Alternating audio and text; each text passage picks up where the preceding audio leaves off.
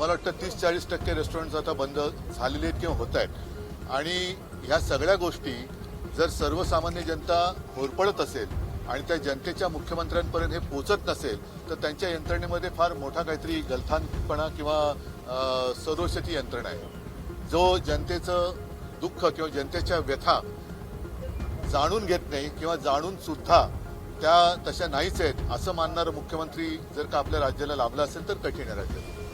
सर्वपक्षीय बैठक या सगळ्या संदर्भात बोलवावी असं सुप्रिया सुळे म्हणतात.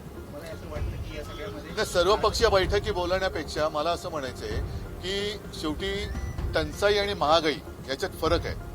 टंचाई ही टंचाई असते पण महागाई किंमत का वाढते, किमती का वाढतात.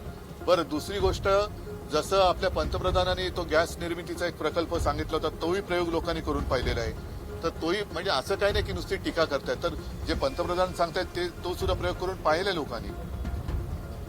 राज्य सरकारच्या आदिवासी आणि त्याचबरोबर समाज कल्याण विभागाचे पैसे अगोदर लाडक्या बहिणीसाठी दिले होते, आता नमो कृषी सन्मान योजनेसाठी दिले जात आहेत.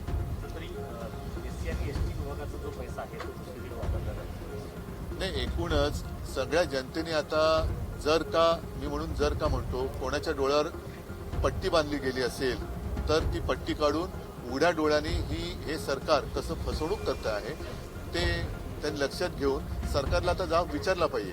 नेमकं काय झालं की जवळपास सगळ्या निवडणुका झालेल्या आहेत, काही जिल्ह्यातल्या राहिल्या असतील पण जिथे निवडणुका राहिल्यात तिथल्या तरी जनतेने याबद्दल जागं होऊन सरकारला त्याची जागा दाखवली पाहिजे. टंचाई असेल, महागाई असेल, शिवसेना किंवा महिला आघाडी हिरेरीने रस्त्यावरती उतरून निषेध करताना पाहायला मिळते, आक्रमक रूप पाहायला मिळतं. इतक्या आता अडीअडचणी असताना शिवसेनेतून तुलनेने काही फक्त शिवसेनेनेच उतरावं अशी अपेक्षा आहे का? सगळ्यांनी उतरलं पाहिजे. शिवसेना ज्यांच्यासाठी उतरते जनतेने सुद्धा आमच्यासोबत उतरलं पाहिजे. शिवसेना तर सदैव लढणारीच संघटना आहे. शिवसेना ही सदैव जनतेच्या हक्कासाठी आणि त्यांच्या व्यथांसाठी ज्यांच्यापासून व्यथा निर्माण होत आहेत त्यांच्या विरुद्ध लढण्यासाठी शिवसेना नेहमीच तत्पर आहेच. आम्ही आंदोलनही करू. मात्र ज्यांच्या हातामध्ये सरकार आहे ते सरकार याबाबत नेमकं काय करणार आहे, युद्धाच्या बाबतीत नेमकं काय परिणाम होत आहेत, काय दुष्परिणाम होत आहेत हे पंतप्रधान कधीतरी आम्हाला सांगणार आहेत की नाही. चला नाही धर्मांतराच्या बद्दल जे विधेयक आज मला वाटतं विधानसभेत मांडले गेले, उद्या परिषदेत मांडलं जाईल. साधारणतः तो मसुदा मी पाहिला. धर्म स्वातंत्र्य हे प्रत्येकाला असलंच पाहिजे. कोणी कोणत्याही परिस्थितीत जोर जबरदस्तीने किंवा कोणाच्या असहायतेचा फायदा घेऊन लांडी लबाडीने आमिष दाखवून धर्मांतर करत असेल तर त्याला आमचा विरोध आहेच. म्हणून ह्या धर्मांतर विरोधी किंवा धर्म स्वातंत्र्य म्हणून काहीतरी नेमकं एक नाव द्या विधेयकाला आमचा पाठिंबा आहेच. आणि अशा प्रकारे म्हणजे धाक दपटशा दाखवणं, ईडी, इन्कम टॅक्स, सीबीआय आपलं नाही काय धमक्या देणं, त्याच्यानंतर 50 कोके देतो सांगणं, असं करून जर कोणी धर्मांतर करत असेल तर त्याला आमचा विरोध आहेच. मात्र तो संपूर्ण ते मी बिल त्याची चालत असताना काही प्रश्नांची उत्तरही मिळणं गरजेचं आहे ती जनतेसाठी. याचं कारण असं की त्याच्यात असं नमूद केलंय की गेल्या काही वर्षांमध्ये मी आता शब्दशः नाही सांगत, एक सारांश सांगतो. गेल्या काही वर्षांमध्ये अशा प्रकारच्या धर्मांतरांच्या घटनांमध्ये वाढ झालेली आहे. आता गेल्या काही वर्षांमध्ये जास्त करून भाजप प्रणित सरकार राज्यात आणि केंद्रामध्ये सत्तेवर आहे. असं हे सरकार असताना सुद्धा बळजबरीने किंवा फसवून धर्मांतराच्या संख्येत वाढ झाली असेल तर ते अपयश कोणाचं आहे ह्या प्रश्नाचं एक उत्तर मिळालं पाहिजे. आणि नेमकं कोणत्या समाजात, कोणत्या विभागात, कोणत्या प्रकारे धर्मांतर असं होत असेल त्याची माहिती दिली तर आम्हाला सुद्धा सावध राहता येईल. आमचे सुद्धा कार्यकर्ते तिकडे तत्पर राहतील की कोणी कोणावरती जोर जबरदस्तीने किंवा आमिष दाखवून फसवणूक करून असहायतेचा फायदा घेऊन धर्मांतर करत असेल तर त्याला आम्ही सुद्धा विरोध नक्की करू. तर ही सगळी माहिती आणि काही 2-4 आणखीन प्रश्न असतील ते प्रश्न हे सरकारी भाषेत पटलावरती ठेवावेत अशी आमची मागणी आहे. कारण आम्ही या बिलाला पाठिंबा देतो. विधानसभा स्पीकरचे आपले होते त्यावेळेस भीमाशंकरला व्हीआयपीच्या माध्यमातून धनगर आरक्षणावरती दीपक बोराडे मुंबईतल्या आझाद मैदानावरती आमरण उपोषण करतायत. 2000च्या तत्कालीन मुख्यमंत्र्यांनी शब्द दिला होता की पहिल्या कॅबिनेटमध्ये धनगर आरक्षण कोण होतं तेव्हा मुख्यमंत्री? तत्कालीन हो पण कोण नाव सांगा.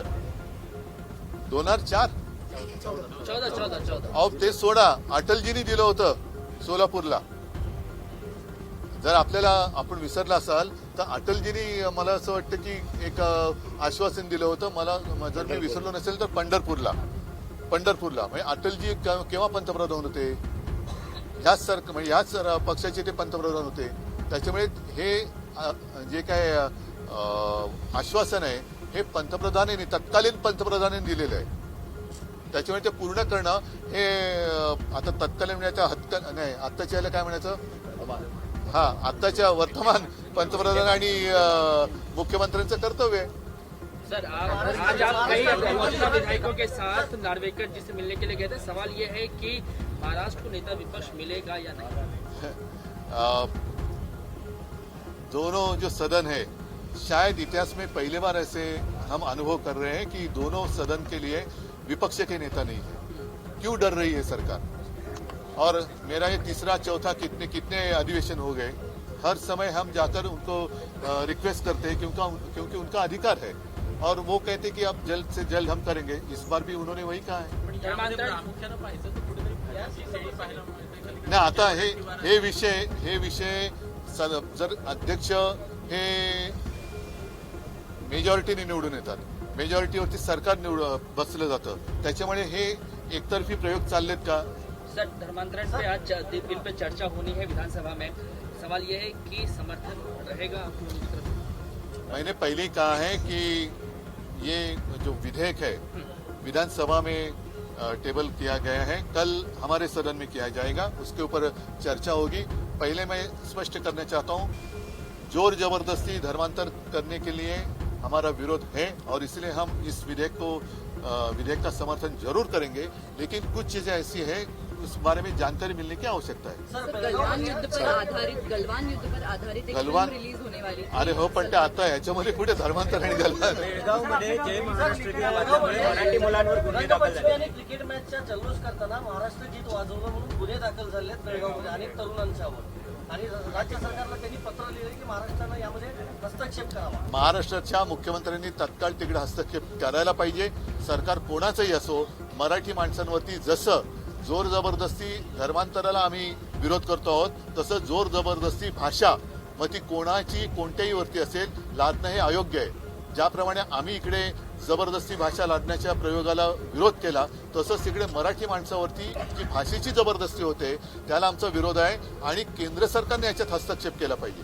वर्षानुवर्षे केंद्र सरकारकडनं जी माझी माहिती आहे सुप्रीम कोर्टात थोडीशी त्यांच्या बाजूने ते झुकलेले आहेत. तसं न करता अत्यंत निपक्षपातीपणाने केंद्राने भूमिका घ्यायला पाहिजे आणि राज्य सरकारने सुद्धा याच्याबद्दल हस्तक्षेप केला पाहिजे आणि तिथल्या मराठी माणसांवरती अन्याय होता कामा नये ही महाराष्ट्राच्या मुख्यमंत्र्यांची सुद्धा जबाबदारी आहे आणि देशाच्या पंतप्रधानांची सुद्धा जबाबदारी आहे. ठीक आहे.